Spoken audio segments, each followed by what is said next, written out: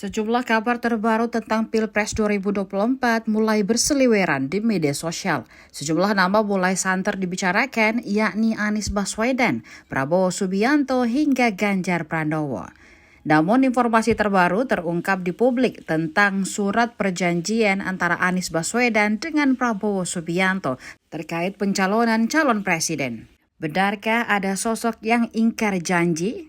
Sebelumnya, Wakil Ketua Dewan Pembina Partai Gerindra Sandiaga Uno menyebutkan ada perjanjian antara Ketua Umum Partai Gerindra Prabowo Subianto dengan Anies Baswedan terkait dengan pemilihan presiden atau Pilpres.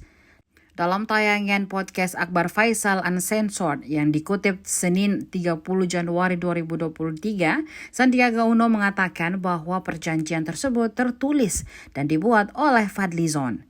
Menteri Pariwisata itu menjelaskan bahwa perjanjian tersebut berkaitan dengan beredarnya potongan video Anies Baswedan berbicara tentang tak mau maju di Pilpres jika Prabowo Subianto juga maju sebagai capres.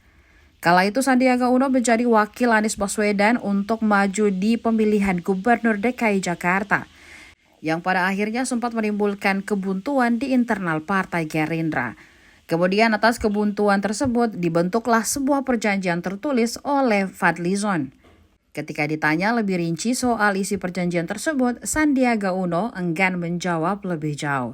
Ia hanya menyarankan agar Fadlizon yang mengungkapkan secara detail isi perjanjian tersebut. Sebab menurut Sandiaga Uno, dirinya tidak memegang salinan dari perjanjian tersebut. Hingga kini Fadlizon belum memberikan tanggapan terkait tayangan tersebut.